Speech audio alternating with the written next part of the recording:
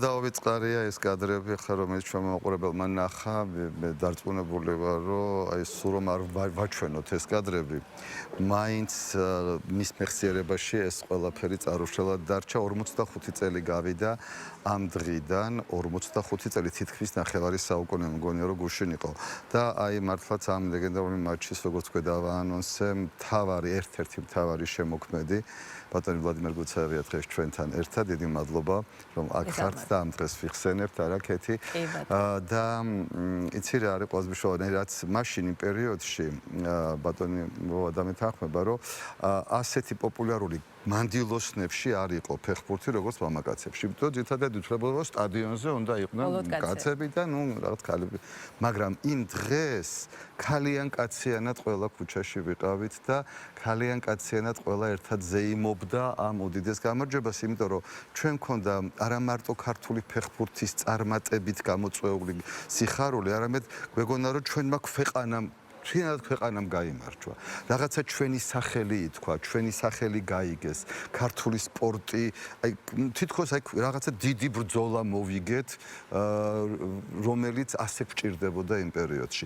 ეს განცდა გქონდა ჩვენ და ალბათ თქვენც, ოდესაც ჩამოხვედით გამარჯვებული. ნუ რა თქმა უნდა, ეხლა ჩვენც ნაწილი ვიყავით ხო საქართველოში და უბრალოდ ჩვენ ვაკეთებდით ერთ-ერთ პატარა საქმეს, რომელიც მერე მოუტანა სახელი საქართველოს. ამიტომ სრულიად გეთანხმებით, ზუსტად ეგრე იყო. ცოტას დავუმატებთ კიდევ. კი, რა თქმა უნდა, აბარა.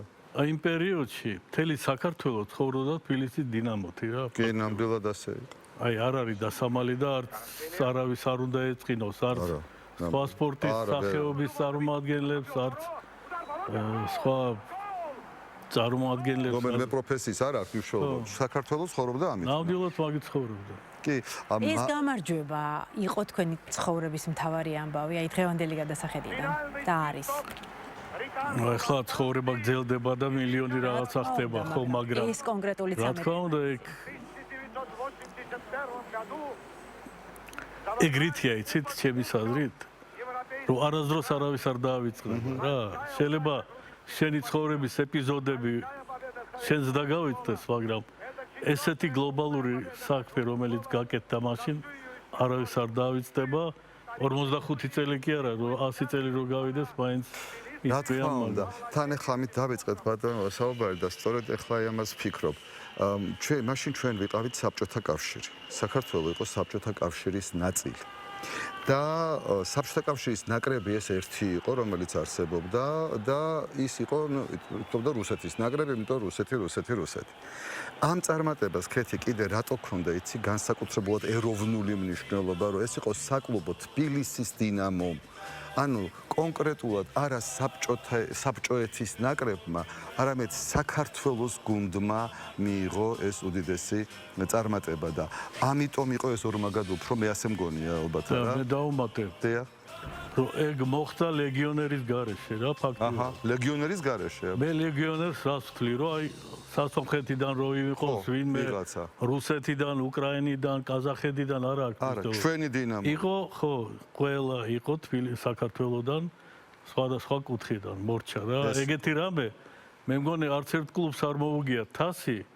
არასდროს მასმერეც მერეც. ხო, ყველას ხავს და ძირითადად ყველა ქვეყნის ვინც კი თასი აიღო, ყველაზე მაგარი მოთამაშეები იყვნენ ლეგიონერები ძირითადად. არიან კიდევ იყვნენ. ხო, აი ეს მართლა ძალიან კარგი რამ აღნიშნეთ ახლა თქვენ, როდესაც ამაზე ალბათ ხშირად ბევრს არ ვფიქრიან უსაუბრია, რომ მართლაც არც ერთი ლეგიონი მას მერე ახლა შეეცვალა სახელი ამ ვთქვათ თასების თვალბალ და თასი აღარ ქვია, მაგრამ თვითონ ის როდესაც ჩვენ აი ამ ფორმის მართლაც ლეგენდარულ თასს იღებ, იქ ძირითადად არიან ხოლმე წარმომადგენლები სხვადასხვა ქვეყნების და ტრანსფერები და ლეგიონერები. გიდეთ რომ უკრაინამ კიევის დინამო მოიღო ორჯერ ეს თასი ხო? მაგრამ უკრაინა არის 50 მილიონი ადამიანი ფაქტიურად. და ყავდა უმაღლეს ლიგაში 6-7 კლუბი. და კიევის დინამოსთვის არ უნდოდა გაზდა, არ უნდოდა შენგელიას მოყვანა 17 წლის და გაზდა კიდევ 2 წელი დუბლებში ვთქვათ, იყო სხვადასხვა ფეხბურთელი რომელიც იზრდება. ის ლაბანოვსკის ძალიან მარტივად ქონდა საქმე. ოდესაში ბელანოვი მაგარი ფეხბურთელია, ბურიაკი მაგარი ფეხბურთელია. გამოიყვანა. კანკოვი თქვა შახტიორიდან, ონიშჩენკო ზარიავოროსილოვგრადიდან. იგივე აკეთებდა, რაც ახლა აკეთებენ ევროპაში რა. ხო, რა თქმა უნდა. ხო, უძლიერესი ფეხბურთელები, რომლებიც უმაღლეს დონეზე თამაშობენ, მოყავდა და აკეთებდა გუნდს. სულ სხვა იყო თბილისის დინამო. რა თქმა უნდა, მასალაც რესურსიც მწირი იყო, ბუნებრივია ამდენი.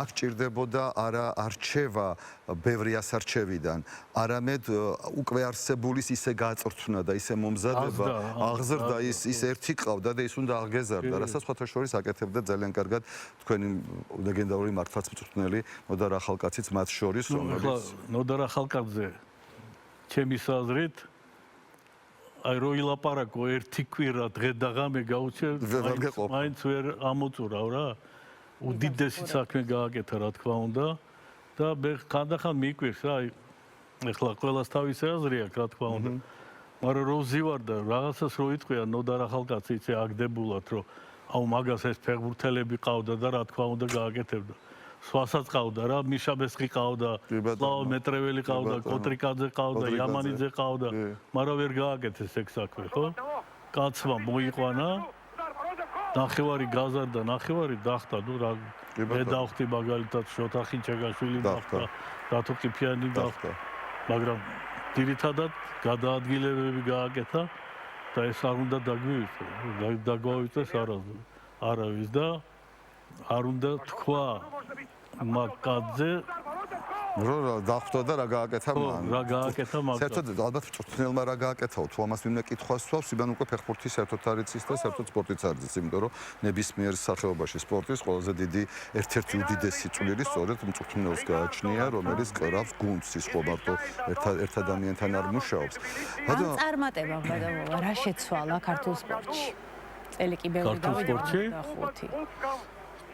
ნუ რა შეცვალა ის თუ მე გაიზარდა ჩვენ შემდეგ ჩვენამდეც გაიზარდა უდიდესი ფეხბურთელები ჩვენ შემდეგ შოთა არველაძის კალაძის კეცბაიას კიკლაძის ეკპლია და გაიზარდა შემდეგ კიდევ მე მაგათ იმაზე აგერ კვარაცხელია გაიზარდა რომელიცაც ახლა მთელი საქართველო ამაყობს და ეგრე არის რა ერთმანეთს ძდიან ფეხბურთელები და ნებისმიერ სპორტში ეგრეა. ის რა არის სასიხარულო გოგო ჩვენს თაობაში, ბავშვობაში ყველას რაღაცა პელეს მაისური ეცვა, რაღაც ცნობილი ვარსკვლავების მაისურები. დღეს უკვე ქართველის მაისურები აცვიათ. იგივე საკანცელარიო წიგნებში თუ შეხვალ ფუსფუს ნახავ პატარა ბიჭების რვეულებზე ჩვენი ქართველის სპორტსმენების ფოტოებია დატანილი. არავის არ ეწყინება რა, არც ერთ სპორტსმენს. ყველა მიყვარს, ყველა სპორტსმენი რეგბზე დავდივარ, ჭიდაობაზე დავდივარ. ვამაყობ რომ მაგარი შტანგისტი ყავს. რა თქმა უნდა. მაგრამ ფეხბურთი არის სხვა რამე რა.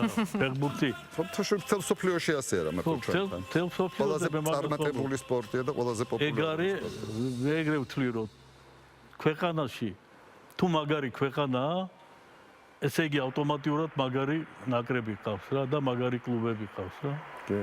ძალიან სანახაობითი სპორტია პლუს და აქ გარდა იმისა რომ შენ უყურებ თქვათ და აი ამ შეჯიბრს კიდე უყურებ ეს შეჯიბრი როგორი სილამაზით კეთდება და იმიტომ რომ ნებისმიერი კარგი ფეხბურთელი რა თქმა უნდა ეგეთ ემოციას ფეხბურთზე რომ მიიღო ხო ახლა მეც არ ვიქნები ძალიან სუბიექტური თუ ვიტყვი და ალბათ ყველა ასე ფიქრობს ვინც ზოგადად ჩახედილია სპორტის ამიტომ არის თელ სოფლიოში ყველაზე პოპულარული და წამყვანი სპორტის სახეობა იმიტომ რომ აქ ყველაფერი აქ არის ფანტაზია აქ არის იმპროვიზაცია აქ არის ძალა აქ არის იმ წუთში დაბადებული იდეა აქ არის მოულოდნელობის საოცარი ეფექტი და ყველაფერი რასაც ქვია ზოგადად სანახაობითი სპორტის აი ეს ისა.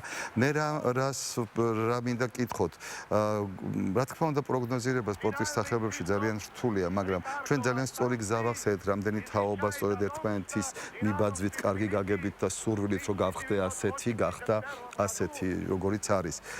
საკლუბო დონეზე ჩვენ როგორ ფიქრობთ, რა გვჭირდება კიდევ იმისთვის, თქვენ ამაზე ბევრს საუბრობთ ხოლმე, თქვენ საკუთარ გადაცემაში, მაგრამ მინდა რომ აქაც ჩვენ მამაყურებელმა, შუადღის მაყურებელმაც ეს გაიგოს. მაინც რა გვჭირდება იმისათვის, რომ საკლუბო დონეზე ჩვენ შევძლოთ გარკვეულ ისეთ სიმაღლებს მივაღწიოთ, რაშიც ჯერჯერობით ცოტა მოვიგვიჭროთ. იცით რა არის? ფული, ფინანსია მთავარი. ჩვენი დროინდელი ფეხბურთი და დღევანდელი ფეხბურთი ძალიან განსხვავდება. მე თვითონ ოსტატობას კი არ ვამბობ. არა. თვითონ სიტუაცია დღევანდელი ფეხბურთი გახდა ინდუსტრია რა, ძალიან დიდი თანხები ჭირდება. ფაქტიურად აი წარმოიდგინეთ, რომ Manchester City არაფერი არ იყო. იყიდა მდიდარმა ხალხმა და ერთ წელიწადში გახდა ერთ-ერთი ყველაზე ძლიერი გუნდი მსოფლიოში. იგივე იყო PSG-ს ფაქტიურად, ხო? ერთი 10 წლის წინათ არაფერი არ იყო PSG, მაგრამ მოვიდნენ კატარიდან მილიარდელები და გახდა გუნდი, რომელიც დღეს მოდას ქმნის ფეხბურთში. საქართველოს სამწუხაროდ მაგდებ ფულს ვინ ჩადებს ახლა? და ვისაც აქვს, ეგენი არ დებენ ფულს რა, ეგ არ არის დასამალი. მე მილიონჯერ მithქვია პრესაში, ჩემ გადაცემაში. თუ ბიზნესმა, კერძო ბიზნესმა არ მოკიდა ხელი ფეხბურთს, ჩვენ ფეხბურთს, საკლუბო ფეხბურთს არაფერი არ შეიძლება რა. იმიტომ რომ თუ თქვა სხვა სახეობაში მილიონი დოლარი თანხა თითლება, ფეხბურთში არაფერი არ არის ფაქტიურად. ნებისმიერ კლუბს ახლა, აი ხო არის 10 კლუბი უმაღლეს ლიგაში, ხო? მინიმუმ უნდა კონდეს 10 მილიონი, 15 მილიონი ევრო ეგ ყველაზე ცოტა და ვინც მაგარ რაღაცეებზე ებრძვის უნდა ავიდეს მინიმუმ 50 მილიონამდე.